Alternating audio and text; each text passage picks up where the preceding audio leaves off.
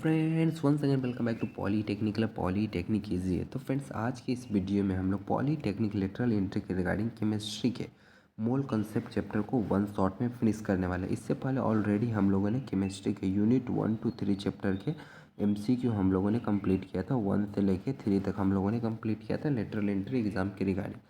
आपका कमेंट था कि आपको थ्योरी क्लासेस भी चाहिए, तो इस वीडियो में हम लोग मोल कॉन्सेप्ट के टोटल थ्योरी क्लास को समझेंगे एंड देन इसके न्यूमेरिकल एंड एमसीक्यू क्वेश्चन को भी नेक्स्ट सेशन में हम लोग मिलकर इसे फिनिश करेंगे। ठीक है, तो फर्स्ट ऑफ ऑल देख लीजिए, ये आपका रहा सिलेबस एंड सिलेबस के अकॉर्डिंग ही हम लोग करेंगे। तो पहला सिलेबस का टॉपिक है लॉ ऑफ केमिकल कॉम्बिनेशन। कहने का मतलब है रासायनिक संयोजकता का नियम। इसमें सिंपल यह कहता है ना, mass of reactant equal to mass of product. मतलब जितना रिएक्टेंट, मतलब कोई जो प्रोडक्ट हमारा रिएक्ट कर रहा है ना, जितना इधर है वो भी इतना ही बनेगा इधर ही। कहने का मतलब है कि जो हम लोग का मास है ना, मास को नहीं तो हम उत्पन्न कर सकते हैं, नहीं विनाश करते हैं। मास नाइदर भी क्रिएट नॉर भी डिस्ट्रॉय। यही हमारा कहता है law of conservation of mass. इसमें जो फर्स्ट पॉइंट था हमारा law of conservation of mass, मतलब जितना रिएक्टेंट में मास रहेगा उतना ही हमारा प्रोडक्ट में रहेगा। जैसे 2 हाइड्रोजन एंड यहाँ पे 1 ऑक्सीजन मिला है, तो यहाँ भी सेम है। देखिए 2 हाइड्रोजन है 1 ऑक्सीजन, मतलब जितना इधर इसका मास जितना रहेगा ना, सेम टू सेम मास हम लोगों को उधर भी देखने को मिलेगा। ठीक है, दोनों साइड हम लोगों का मास बराबर होगा। नेक्स्ट कहता है law of definite proportion. Law of definite proportion में कहने का मतलब उसका जो ये है ना, किसी भी यौगिक में उपस्थित जो तत्व होते हैं हमारा शायद निश्चित द्रव्यमान अनुपात में होते हैं। कहने का मतलब कि H2 है, H2O में ध्यान दीजिएगा तो H2 कितना है हमारा 1 है। ऑक्सीजन कितना होता है हमारा, तो ऑक्सीजन का हमारा कितना होता है 16 होता है। लेकिन अब ध्यान दीजिएगा हाइड्रोजन कितना है 2, तो इसका कितना हो जाएगा 2 हो गया, 2 इंटू 1 2 हो गया। एंड ऑक्सीजन कितना हो जाएगा 2, 1 इंटू 16 करेंगे तो 16 हो जाएगा। ठीक है, तब डिवाइड दीजिएगा तो कितना कट जाएगा 1 से, और ये बार में 8 बार में अनुपात कितना है 1:8 आया। मतलब ये जो रहता है ना एक फिक्स अनुपात में रहेगा कंपाउंड का, तो इसे यही हम लोग बोलते हैं लॉ ऑफ डिफिनिट प्रोपोर्शन। ठीक है, अब आप पूछेंगे कि क्या एग्ज़ाम में यह सब आएगा, तो एग्ज़ाम में यह सब आपका नहीं आएगा। एग्ज़ाम में जो आएगा हम लोग आगे देखेंगे, यह बेसिक चीज़ें जस्ट आपको पता होना चाहिए। फिर हमारा law of multiple proportion. Law of multiple proportion कहने का मतलब क्या है ना, कि मान लीजिए 2 यौगिक, एक तत्व है, दोनों मिलके यहाँ पे देखिए CO है, यहाँ पे CO2, मतलब 2 तरीके के हमारा यहाँ पे यौगिक बना है। ठीक है, तो उन यौगिक का इसमें देखिएगा द्रव्यमान देखिए, इसमें कार्बन का कितना है, तो बोलिएगा कि कार्बन का 12 है, इसमें कितना ऑक्सीजन का 16 है, इसमें कितना है कार्बन का 12, ऑक्सीजन का 32। लेकिन हम लोग जब रेशियो देखेंगे ऑक्सीजन का, तो एक निश्चित अनुपात में, ये नहीं हुआ कि ऐसे कभी भी इसमें 16 है तो इसमें 32 है, तो इसका अनुपात कितना आ जाएगा, तो 1:2 आ जाएगा। तो इसका जो अनुपात रहेगा ना, एक सिंपल बोले तो सरल पूर्णांक में रहेगा, ऐसे आगे पीछे बटा हुआ हमारा नहीं रहेगा। तो ये हमारा बताता है लॉ ऑफ मल्टीपल प्रोपोर्शन। अब जो आपके एग्जाम के रिगार्डिंग, जो आपके एग्जाम में पूछे जाएंगे वो कहाँ से क्वेश्चन रहेगा, मोल कंसेप्ट से। मोल कंसेप्ट से ओनली न्यूमेरिकल प्रश्न आते हैं, तो आपको न्यूमेरिकल को काफ़ी अच्छे तरीके से करना है। ठीक है, तो यहाँ पे 3 फार्मूले बनते हैं। फर्स्ट ऑफ ऑल डिफिनीशन जान लेते हैं, मोल क्या है। तो 1 mole of amount of substance that contain 6.022 into 10⁻³ particles. Hindi में जानते हैं 1 मोल वह मात्रा, 1 मोल क्या है एक मात्रा, यहाँ पे देखिए फिगर में दिखा रहा है, जिसमें 6.22 इंटू 10⁻23 कण या परमाणु होते हैं। मतलब उसमें कितना परमाणु होते हैं, तो इतना परमाणु होते हैं। एंड इस नंबर को जान ली, इस नंबर को ही हम लोग एवोगाड्रो नंबर बोलते हैं। एग्जाम में पेपर सिंपल रहा था, विच मतलब एवोगाड्रो संख्या कौन सी है ये आपको चुनने को बोला जाएगा, बट ये बहुत कम चांस है कि आपसे यह पूछा जाए। आपसे न्यूमेरिकल पूछा जाएगा, न्यूमेरिकल के स्टेज पर पूछा जाएगा। यहाँ पे 3 फार्मूला दिया हुआ है, इधर आपसे वो पूछेगा कि नंबर ऑफ मोल्स निकालिए, या फिर बोलेगा कि मास निकालिए, या फिर बोलेगा नंबर ऑफ पार्टिकल्स निकालिए। तो ये तीनों फार्मूला आपको अच्छे तरीके से याद होना चाहिए कि नंबर ऑफ मोल्स कैसे निकलता है। तो n बराबर गिवन मास, मतलब आपको मास दिया रहेगा 40 ग्राम है, 44 ग्राम है। उसके बाद मोलर मास, मोलर मास कैसे निकालते हैं अभी हम लोग आगे सीखेंगे। अब मान लीजिए, या फिर क्या करेगा, आपको मोल दिया रहेगा, मास निकालना रहेगा, या फिर नंबर ऑफ पार्टिकल्स आपसे पूछ लिया जाएगा। ठीक है, तो अभी हम लोग आगे करेंगे। नेक्स्ट आता है एटॉमिक वेट। हमने बोला था ना मॉलिक्यूलर मास हम लोग आगे सीखें। तो first of all atomic weight से आप लोग काफ़ी अच्छे तरीके से परिचित होंगे। एटॉमिक वेट बोले तो उसका कितना भार है, जैसे हाइड्रोजन का 1 हो जाता है। हम लोग ये जो याद किए होंगे ना जब आप एलिमेंट, उसी समय याद किए होंगे। ऑक्सीजन का कितना रहता है 16 रहता है, सोडियम का कितना रहता है, तो सोडियम का 23 रहता है। उसका परमाणु भार, परमाणु द्रव्यमान। ठीक है, अब हम आते हैं मॉलिक्यूलर वेट। मॉलिक्यूलर वेट में क्या रहता है ना दोस्तों, कि sum of atomic weight of all atom. जैसे मान लीजिए हम लेते हैं H2O, तो H2O, इससे पहले हम लोगों ने एटॉमिक वेट में क्या देखा था, हाइड्रोजन का अलग देखे थे, ऑक्सीजन का अलग देखे थे। अब क्या कीजिए, दोनों को जोड़ दीजिए। दोनों को जोड़ दीजिए, कैसे जोड़ेंगे, हाइड्रोजन का एक हो रहता है तो एक गुने हमारा 2 हो जाएगा, प्लस ऑक्सीजन का कितना रहता है 16 रहता है, तो ऑक्सीजन कितना एक है तो 16 गुने 1 हो जाएगा। ये टोटल कितना आएगा 18 ग्राम पर मोल आ जाएगा। ठीक है, यूनिट याद रखिएगा।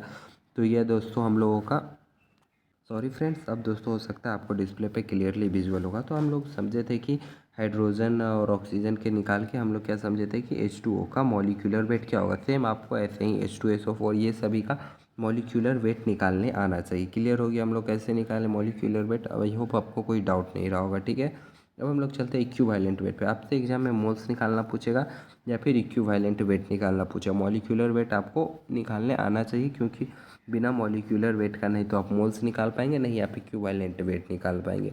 दो ही तरीके को क्वेश्चन आएंगे, मोल्स से रिलेटेड या फिर आपका इक्विवेलेंट से। तो मोल्स हम लोग सीख लिए, अभी हम लोग देखते हैं इक्विवेलेंट। इक्विवेलेंट वेट बराबर होता है मॉलिक्यूलर वेट बटा एन फैक्टर। मॉलिक्यूलर वेट तो अभी हम लोग निकालना सीख चुके हैं। अब आया हमारा एन फैक्टर। एन फैक्टर है क्या, तो एन फैक्टर बताता है कि वो कितना एसिडिक है या फिर कितना बेसिक है, या फिर अगर रेडॉक्स रिएक्शन है तो उसमें कितना इलेक्ट्रॉन ट्रांसफर हो रहा है, उसको बताता है हमारा एन फैक्टर। ठीक है, यहाँ पे अभी आपको एक एग्जांपल दिया गया है कि H2SO4 का हम लोग को क्या निकालना है, इक्विवेलेंट वेट निकालना है।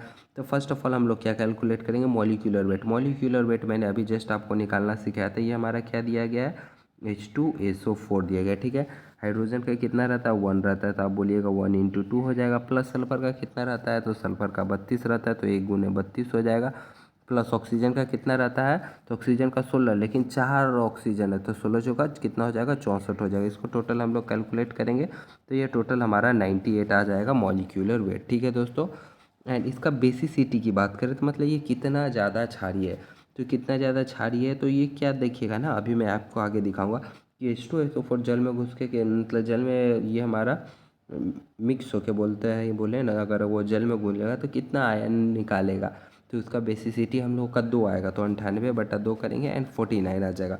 आपसे एग्जाम में 3 से 4 का पूछा जाएगा, मैं आपको बता दे रहा हूँ। एक H2SO4 का याद कर लीजिएगा इक्विवेलेंट निकालना, एक आगे मैंने बताया हूँ उसमें आपको क्लियर करूँगा। ठीक है, अब हम लोग सीखते हैं कि एन फैक्टर है क्या। आपको अभी भी डाउट होगा कि एन फैक्टर आपने वहाँ पे 2 कैसे लिया। तो एन फैक्टर क्या है, तो n factor is the number है जिसका हम लोग इक्विवेलेंट वेट निकालने में यूज करते हैं। ठीक है, तो एन फैक्टर वह संख्या बताती है जो कि किसी पदार्थ में अभिक्रिया में कितनी इकाई से प्रतिक्रिया कर रही है। जैसे मैंने आपको बोला था ना कि कितना आयन रिलीज कर रहा है, ले रहा है। यदि मान लीजिए वो एसिडिक मीडियम है तो एन फैक्टर क्या होगा, बेसिसिटी ऑफ एसिडिक, मतलब कितना ज़्यादा एसिडिक है वो बताएगा। तो एसिड हमें कैसे पता चलेगा, तो H+ आयन रिलीज करेगा। मतलब यदि वो जल में मिक्स हो रहा है तो कितना H+ आयन रिलीज कर रहा है। तो वहाँ H2SO4 के केस में हमारा कितना रिलीज कर रहा था, 2 आयन रिलीज कर रहा था। ठीक है, देन वहाँ पे हम लोग कितना लिए, इसी एन फैक्टर 2 लिए। इन केस बेस में क्या रहता है, तो बेस में क्या रहता है ना, OH आयन माइनस रिलीज करते हैं। तो कितना OH आयन माइनस रिलीज किए, जितना OH आयन रिलीज करते हैं वो हमारा एन फैक्टर हो गया।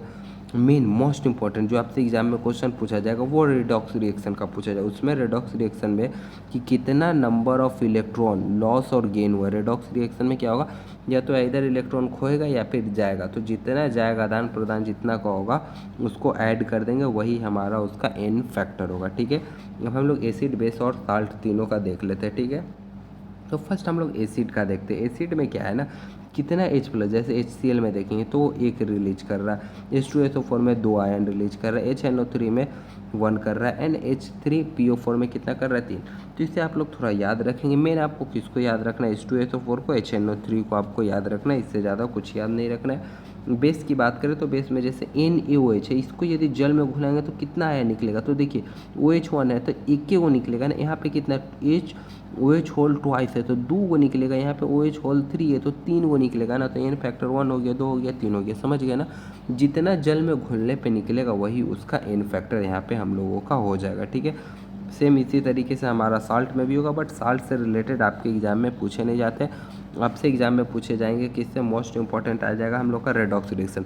रेडॉक्स रिएक्शन में आपके सिलेबस में यही दिया गया था K2Cr2O7, एंड इसका बार बार पूछा जा चुका है। तो इसका एन फैक्टर हमारा देखिए हर एक मीडियम में अलग अलग आएगा। ठीक है, यदि वो एसिडिक रहे, ओनली यदि एसिडिक मीडियम रहे देन हम लोग का कितना आएगा, एन फैक्टर 5 आ जाएगा। वो न्यूट्रल रहे तो एन फैक्टर 3 आ जाएगा। अगर अल्कलाइन रहे, क्षारीय रहे, देन हम लोग का एन फैक्टर वहाँ पे 1 आएगा। तो क्वेश्चन में आपको बोलेगा वो एसिडिक मीडियम है, नेचुरल है या फिर अल्कलाइन है, देन वहाँ पे सेम हम लोग एन फैक्टर को कंसीडर करेंगे। ठीक है, अब आता है हमारा एडियोमीटर।